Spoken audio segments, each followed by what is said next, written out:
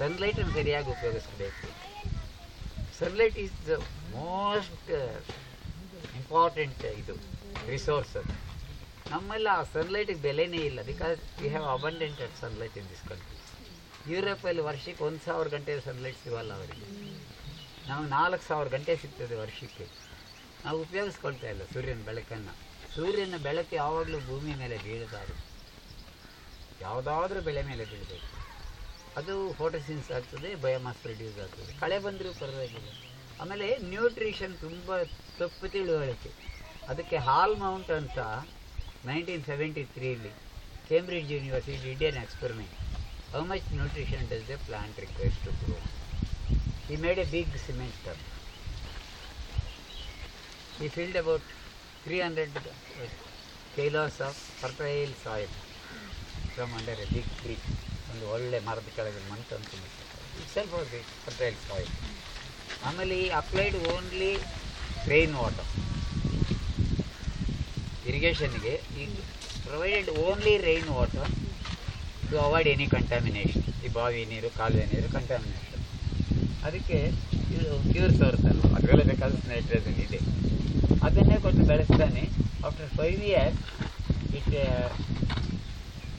Produced 160 pounds of dry biomass.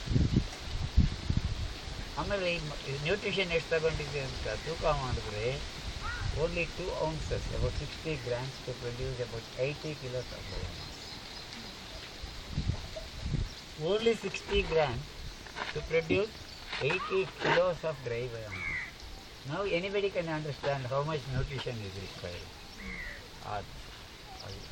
Biological activity, micro organisms, ಎರೆಹುಳುಗಳು, ಅದ್ರ ಪಾಡ್ಗೆ ಅದು ಬಿಟ್ಟಿದ್ರೆ ಸಾಕಾಗಿತ್ತು. ನಾವು ಅಗ್ರಿಕಲ್ಚರ್ ಸೈನ್ಸ್ ಎಲ್ಲ ಡಿಸ್ಟ್ರಾಯ್ ಮಾಡಿಬಿಡ್ತು. ಎಕ್ಸಿಸ್ಟೇಷನ್ ಸಿಸ್ಟಮ್ ಎಲ್ಲ ಕೊಂದುಬಿಟ್ಟು ದೇ ಇಂಟ್ರೊಡ್ಯೂಸ್ ಎವ್ರಿಥಿಂಗ್. ಆ ಬೋರಾನ್ ಅಂತ ಒಂದು ಕೆಮಿಕಲ್ ಇದೆ, we need hardly 1 kilo per acre. ಒಂದು ಎಕರೆಗೆ 1 kilo ಸಾಕದು, ತುಂಬ ಕಡಿಮೆ ಇರುತ್ತೆ. Even that is lacking in our soils because over exploitation with use of chemical fertiliser. ಆಮೇಲೆ efficiency of the chemical fertiliser only 16 to 20% maximum under very favourable condition. ನಿಂತು ನೀರಿಲ್ಲ, ಕೊಚ್ಕೊಂಡು ಹೋಗೋ ಅಷ್ಟೊಂದು ನೀರಿಲ್ಲ, ಹದವಾದ ತೇವ, ಅದನ್ನು ಬಿಸಿಲಿಗೆ ಬಿಡದೆ ಬೇರಿಂದ 2 ಇಂಚ್ ದೂರ 2 ಇಂಚ್ ಆಳದಲ್ಲಿ ಊತಿಟ್ಟಿದ್ದರೆ its efficiency is 16 to 20%. The rest 80% get compounded and become accumulated in the soil as poison. Every year we are adding poison into the soil. So if you have used say pesticide and all, and if you want to get rid of it, how to get rid of it?